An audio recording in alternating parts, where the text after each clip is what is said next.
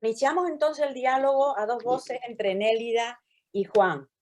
Se ha avanzado mucho, Nélida y Juan, en el tema de la convivencia. Sabemos que los centros educativos han abordado mucho trabajo sobre la convivencia. ¿Qué creéis que hemos aprendido a lo largo de estos años sobre la participación en la gestión de la convivencia? Bien, Juan, con Nélida. vale, no sé si se me oye y está todo bien, ¿sí, no? Está Sí. todo en orden. Muy bien, bueno, primero, buenas tardes. Estupendo, ya estoy viendo que hay mucha gente que se ha apuntado, me alegro muchísimo de que tanta gente que voy viendo en el chat, encima conocida, pero muy conocida además, estéis aquí, así que bienvenidos, bienvenidas, estupendo compartir lo que vamos a hacer esta tarde.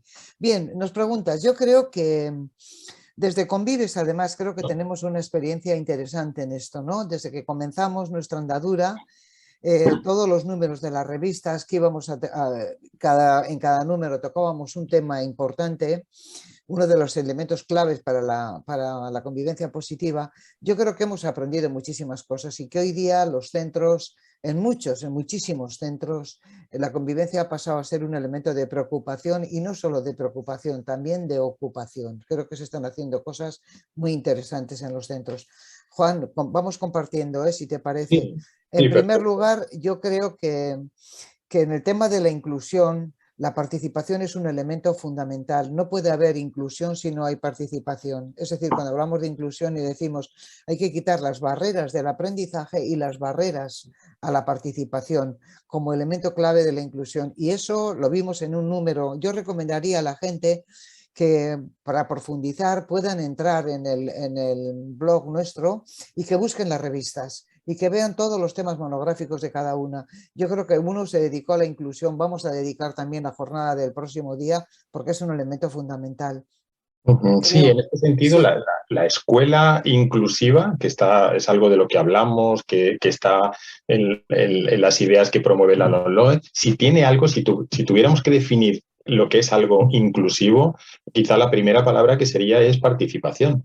La escuela inclusiva es participativa. Si estuviéramos en una manifestación, el grito sería eso, ¿no? La escuela inclusiva es participativa. Pues eso, Sí. porque es la esencia, la participación es la esencia. El contar, yo creo que hay una diferencia clarísima entre trabajar para el alumnado y trabajar con el alumnado. Y ahí, en los procesos de aprendizaje, cada vez más gente se está sumando a esta idea de que el alumnado tiene que estar en el centro. Yo, fíjate, Nelly, una de las cosas que más orgullo también me hace sentir de mucha gente que trabajamos juntos en esto es que desde el principio, y además tú has sido pionera en el tema de los protocolos de acoso en este país. Tú viviste una situación, eras inspectora en el País Vasco y viviste una situación muy delicada que puso sobre la agenda de muchos centros la reflexión sobre qué hacer ante situaciones de acoso. Y descubrimos, trabajando desde las escuelas, que sin la participación del alumnado era imposible prevenir, detectar, acompañar. No hay plan bueno de prevención del acoso que no contemple la participación del alumnado. Y si alguien piensa que solo desde los adultos se puede afrontar el acoso escolar, se va a estrellar, porque no es posible. Cuando todos los estudios dicen que los niños acosados, su principal confidente son los iguales, pues teníamos claro que te podíamos entrenar a los iguales para que fueran no solo depositarios de esa información, sino también crear una red de apoyo en torno a estos niños. Sí, eso es verdad, Juan. Yo creo que, en fin, conocemos, ¿no?, todo lo que pasó en aquel momento y todo lo que se ha avanzado.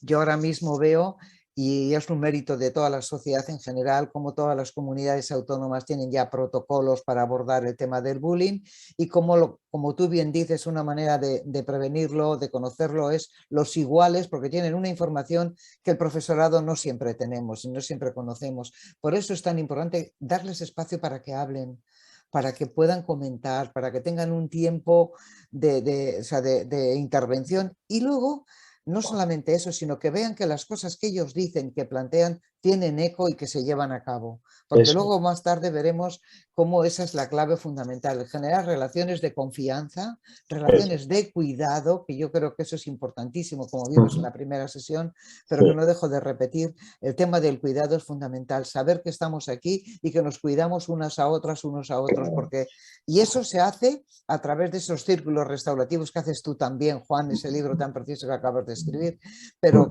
en esos círculos cuando se habla en confianza, se habla con unas relaciones donde la gente vamos a validar lo que está pasando ahí, o sea, los adultos validamos, no decidimos, que esa Ujú. es otra, ¿no? Porque otro camino yo creo importante que se han dado en este país y en muchísimos centros es el tema de la elaboración de las normas de manera democrática. Eso es. Cómo Eso. elaborar, pasar de esa idea de que las normas las ponemos los adultos, las personas adultas ponemos las normas y decidimos, porque eso no genera desarrollo moral, puede generar una obediencia tonta en el sentido de, bueno, tengo que hacerlo, hago, pero si queremos de verdad educar para la democracia, educar el pensamiento crítico y queremos Ujú. que nuestros chicos y chicas se construyan como personas, tienen que decir cuando hay injusticias, las cosas que no consideran que están bien y darles la posibilidad de elaborar esas normas en las que sentirse bien.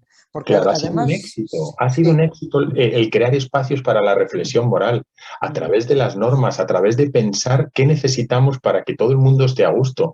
Y educar es, sobre todo, el proceso de aprendizaje se produce especialmente y de una manera muy intensa cuando se reflexiona sobre lo que se hace, cuando se reflexiona sobre lo aprendido. Y esa reflexión moral es una grandísima y necesaria oportunidad. Hay gente que tiene la suerte de tener una familia donde se hacen reflexiones morales, donde se come juntos y se reflexiona o se habla de la vida, de lo que ha pasado, de las noticias, de que si ha habido este caso, ¿no?, de corrupción, si esta persona ha tratado mal a esta otra, y la escuela y la familia, perdón, se convierte en un espacio de reflexión. Pero hay mucha otra gente que no tiene esa posibilidad, que la familia no tiene, no ejerce ese factor de protección. Entonces necesitamos que las escuelas tengan esos espacios.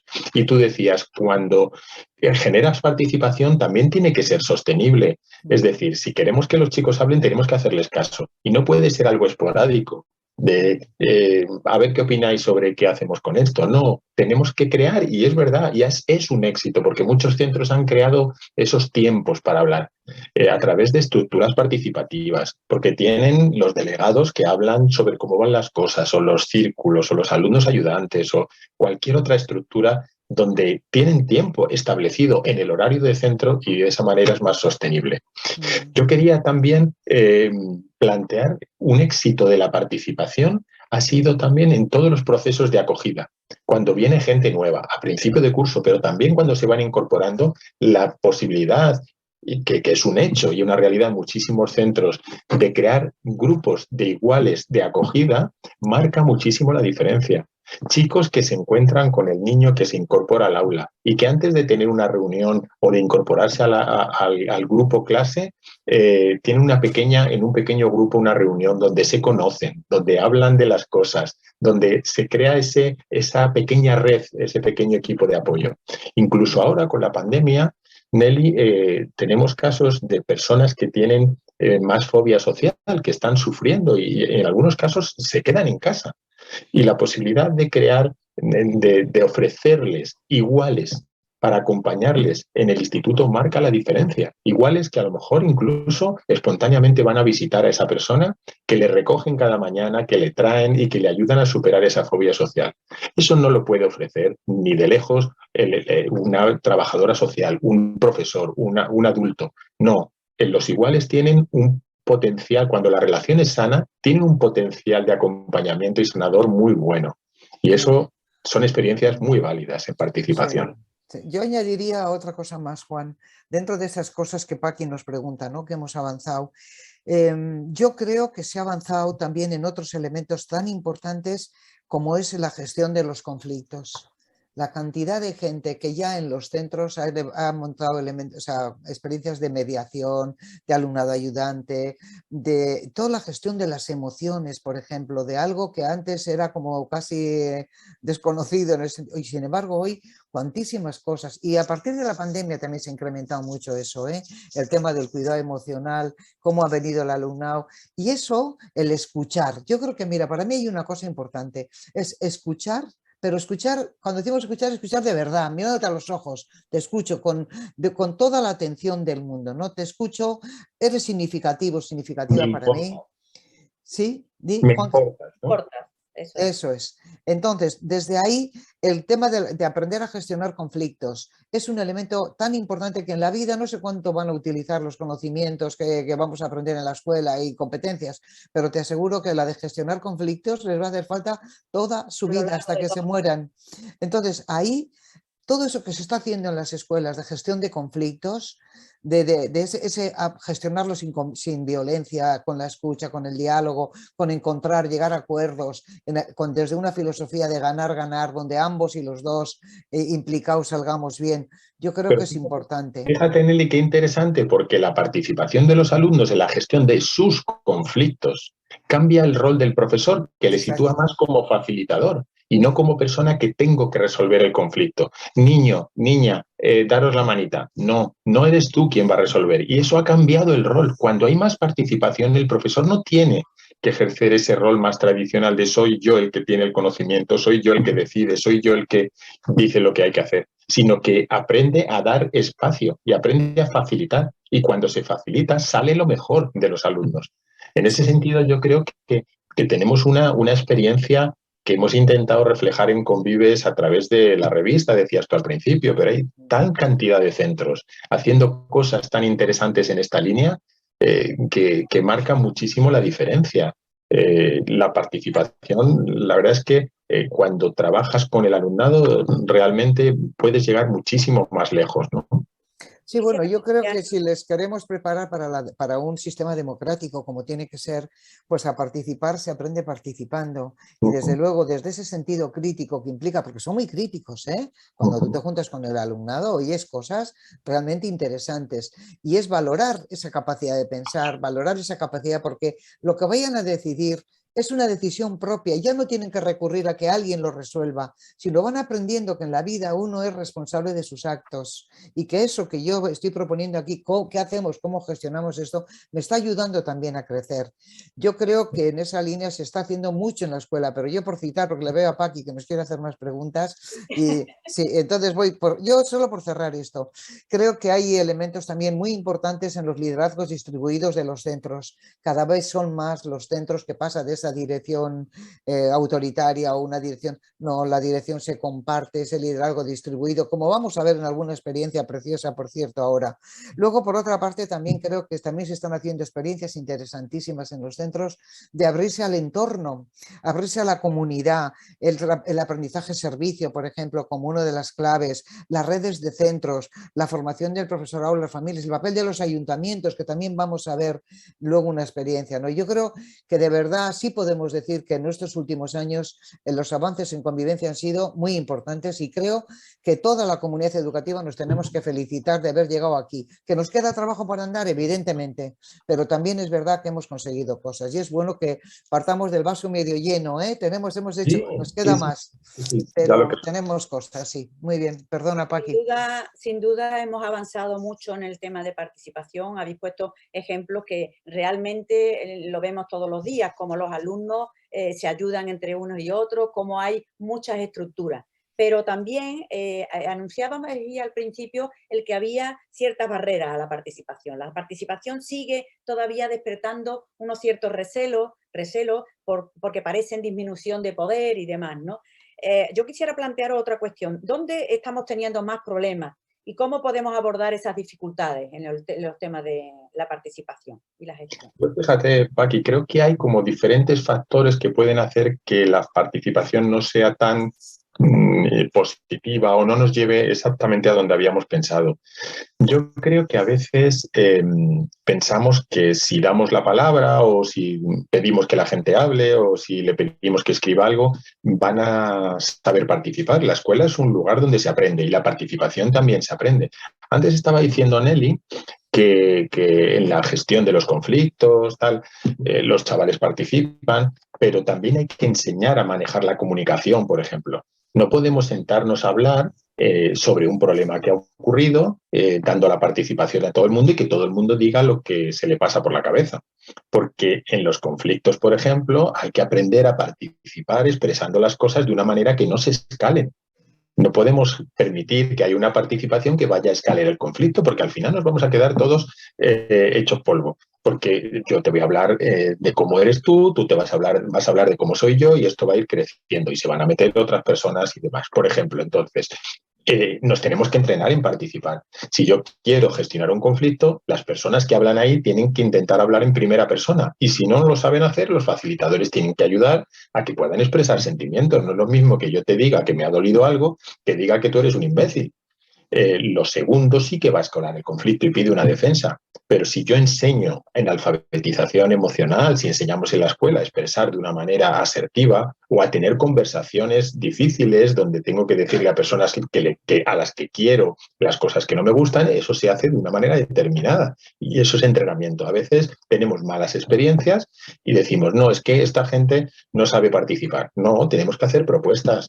O, por ejemplo, si un profe quiere que una clase participa y pide que la manera para tomar la palabra sea levantar la mano. No hay nada más poco equitativo que pedir que se levante la mano, porque van a levantar la mano la gente más impulsiva, porque hay estudios que muestran que los que van a levantar primero la mano van a ser los chicos, que tienen mucho reparo en decir cualquier cosa sin reflexionar, y a lo mejor una chica se tiene que sentir más segura para decir algo sensato o lo que sea. Entonces tenemos que buscar fórmulas de participación equitativa.